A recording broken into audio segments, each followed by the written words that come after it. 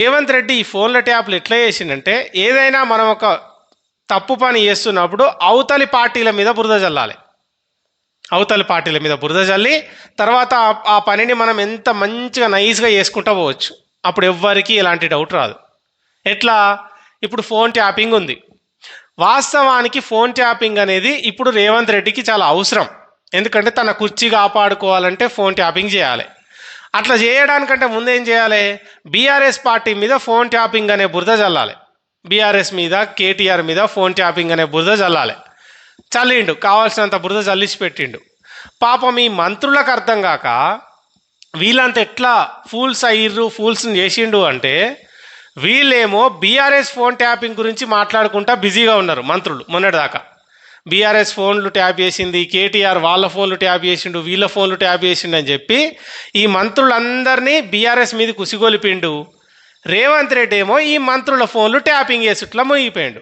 అది ముచ్చట. ఈ చిన్న విషయం కూడా వీళ్ళు గ్రహించలేకపోయారు. అది కూడా ఒక ఇంగ్లీష్ న్యూస్ పేపర్ బయట పెట్టేదాకా కూడా ఈ మంత్రులకి ఈ విషయం అర్థం కాలేదంటే, వీళ్ళకు ముఖ్యమంత్రి అయ్యే సామర్థ్యం ఉన్నదంటే ఎట్లా ఎవరు ఒప్పుకుంటారు కదా?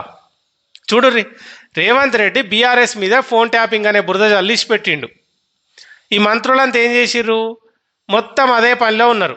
ఏం పనిలా? బీఆర్ఎస్ ఫోన్లు ట్యాప్ చేసింది, కేటీఆర్ ఫోన్లు ట్యాప్ చేసిండని మాట్లాడడంలో, కౌంటర్లు ఇవ్వడంలో, దాన్ని బురద జల్లడంలో వీళ్ళంతా బిజీగా ఉన్నారు. ఆ మంత్రులంతా వీళ్ళు బిజీగా ఉన్న టైం చూసి రేవంత్ రెడ్డి ఏం చేసిండు? ఈ మంత్రులందరి ఫోన్లు ట్యాపింగ్ చేసుడు మొదలుపెట్టిండు.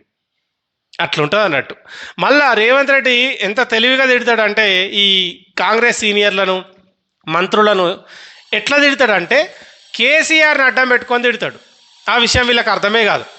ఎట్లా అంటే, ఇప్పుడు చూడండి, ఫస్ట్ నుంచి కూడా బిడ్డ నా ప్రభుత్వం జోలికి వస్తే ఒక్కొక్కరిని పండబెట్టి తొక్కి పేగులు తీసి మెడలేసుకుంటా అని కేసీఆర్ని తిట్టినట్టుగా అనిపిస్తుంది బయటికి. కానీ వాస్తవానికి అది ఎవరికి వార్నింగ్ ఇస్తున్నాడు అంటే, సీనియర్లకు, మంత్రులకే వార్నింగ్ ఇస్తున్నాడు. నా కుర్చీ మీద ఎవడన్నా కన్నేస్తే పండబెట్టి తొక్కి పేగులు తెంపి మెడలేసుకుంటా అని. అది కాంగ్రెస్ మంత్రులకు, కాంగ్రెస్ సీనియర్లకు ఇచ్చే వార్నింగ్ అది. కాకుంటే రేవంత్ రెడ్డి ఏం చేస్తాడంటే, కేసీఆర్ని అడ్డం పెట్టి కాంగ్రెస్ వాళ్ళని తిడతాడు.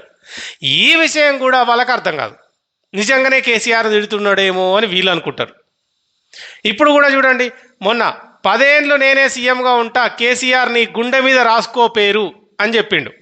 అది వాస్తవానికి కేసీఆర్కి ఏమవసరం? నువ్వు 10 ఏళ్ళు ఉంటేంది, 20 ఏళ్ళు ఉంటేంది, ఆయన ఎందుకు రాసుకుంటాడు? ఆయన పేరే ఒక చరిత్ర, ఆయన పేరే తెలంగాణ గుండెల మీద రాసుకుంటుంది. నీ పేరు ఆయన ఎందుకు రాసుకుంటాడు? అంత కర్మ ఆయనకి ఎందుకు? అంటే ఇక్కడ రేవంత్ రెడ్డి తిట్టింది కేసీఆర్ని కాదు, ఎవరెవరైతే కుట్రలు చేస్తున్నారో. ఇప్పుడు ఫోన్ ట్యాపింగ్ చేసి మాటలు వింటున్నాడు కదా, ఆ మాటలలో ఎంతో కొంత అర్థమవుతుంది. ఈయనకి ఎట్లా చెక్ పెడదామని సీనియర్లు ట్రై చేస్తున్నారు అనే విషయం తెలుస్తుంది. తెలిసింది కాబట్టి ఆయన ఏమన్నాడు మొన్న, 10 సంవత్సరాలు నేనే సీఎంగా ఉంటాను, నన్ను ఎవ్వడేం చేయలేడు అనే ఒక వార్నింగ్ ఎవరికి ఇచ్చిండో, అది ఎవరైతే సీనియర్లు కుట్రలు చేసే ప్రయత్నం చేస్తున్నారో, ఎవరైతే రేవంత్ రెడ్డిని కుర్చీలోంచి దించే ప్రయత్నం చేస్తున్నారో వాళ్ళకే ఆ వార్నింగ్. అది కేసీఆర్ని అడ్డం పెట్టి వాళ్ళకు ఆ వార్నింగ్ ఇచ్చిండు. ఆ విషయం వీళ్ళకి అర్థమవుతుందా? లేదు. కేసీఆర్నే నిజంగా తిడుతున్నాడేమో అనుకుంటారు అన్నట్టు. గట్లుంటుంది వీళ్ళతోనే. కేసీఆర్ని ఎందుకు తిడతాడు? నువ్వు 10 ఏళ్ళు కాకపోతే 20 ఏళ్ళు ఉండు, ఆయన ఏమవుతుంది కదా? ఇప్పుడు వీళ్ళు ఏం చేస్తున్నారంటే, 10 ఏళ్ళు నేనే ఉంటా అని గట్టెట్లా అంటావు? వాస్తవానికి వీళ్ళ బాధ 10 ఏళ్ళు నేనే ముఖ్యమంత్రిగా ఉంటా అన్నందుకు కాదు, వీళ్ళ ఫోన్లు ట్యాప్ చేస్తున్నాడు రేవంత్ రెడ్డి అనేది అసలు విషయం.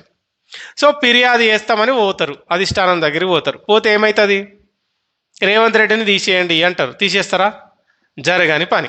రేవంత్ రెడ్డిని టచ్ కూడా చేయరు. ఎందుకంటే అధిష్టానంకు కూడా తెలుసు, రేవంత్ రెడ్డిని ముట్టుకుంటే కాంగ్రెస్ పార్టీ అడ్రస్సే గల్లంత అయిపోతుంది తెలంగాణలో అని. Revanth Reddy already plan B, plan C తోటి రెడీగా ఉన్నాడు కదా. మనకు ప్లాన్ ఏనే ఉండదా? మనకు ప్లాన్ ఏ అనేది ఒకటి ఏడిస్తే 3 ఏళ్ల కింద వచ్చిన ఆయన ముఖ్యమంత్రి ఎట్లయితుండే? 40 ఏళ్ళ నుంచి మీరు మంత్రులుగానే ఉండబడుతుంది, మళ్ళీ అదే మంత్రులుగా ఉండబడుతుంది. మీకు అసలు ప్లాన్ ఏ అనేది ఒకటి ఏడిస్తే, అసలు రేవంత్ రెడ్డి రాజకీయం మీకు అర్థమైతే మీరు ఇట్లా ఇంకా మంత్రులుగా ఎందుకుంటారు? ఉండరు కదా. అందుకే అధిష్టానం దగ్గర పోయి ఫిర్యాదు చేసినా, మీరు ఏం చేసినా అతన్ని ఏం చేయలేరు. ఎందుకంటే అతనికి ప్లాన్ బి, సి కూడా ఉన్నాయి. ఒకవేళ రేవంత్ రెడ్డిని మార్చే ఆలోచన చేస్తే వెంటనే అతను బీజేపీ తోటి కలిసి మళ్ళీ ముఖ్యమంత్రిగా ప్రమాణ స్వీకారం చేస్తాడు. కాంగ్రెస్ పార్టీ అడ్రస్ లేకుండా పోతుంది. ఈ విషయం అధిష్టానానికి తెలుసు, రాహుల్ గాంధీకి తెలుసు, అందరికీ, మీనాక్షి నటరాజన్కి కూడా తెలుసు. ఇంతమందికి తెలుసు అతను ఏమీ చేయలేరు, అతన్ని మార్చలేరు. అలాంటప్పుడు మీరేదో పోయి మా ఫోన్లు ట్యాప్ చేస్తున్నాడు రేవంత్ రెడ్డి అంటే ఏం చేస్తారు వాళ్ళు? ఏం చేయలేరు. అట్లనే ఎడవండి అని చెప్పడం తప్ప. అంతెందుకు, రాహుల్ గాంధీకి నచ్చట్లే రేవంత్ రెడ్డి పరిపాలన కానీ రేవంత్ రెడ్డి చేస్తున్న పనులు. అందుకే ఎంత బతిమిలాడినా అపాయింట్మెంట్ ఇస్తలేడు, ఒక ఫోటోకి కూడా అవకాశం ఇస్తలేడు. అంతే తప్ప రేవంత్ రెడ్డిని మార్చేద్దామనే ఆలోచన చేస్తున్నాడా? చేస్తలేడు. అంత ఇష్టం లేనప్పుడు రాహుల్ గాంధీకి రేవంత్ రెడ్డి అంటే నచ్చట్లేదు, ఇష్టం లేదు, అపాయింట్మెంట్ ఇస్తలేడు. ఎన్నిసార్లు ఢిల్లీకి పోయినా వాపసు కొట్టి పంపిస్తున్నాడు. అంత కోపం ఉన్న రాహుల్ గాంధీ నేను తీసి పడేయచ్చు కదా, మార్చేయచ్చు కదా. మార్చెయ్యడు. ఎందుకంటే కాంగ్రెస్ పార్టీ అడ్రస్ మొత్తం గల్లంత అయిపోతుంది అనే విషయం రాహుల్ గాంధీకి తెలుసు.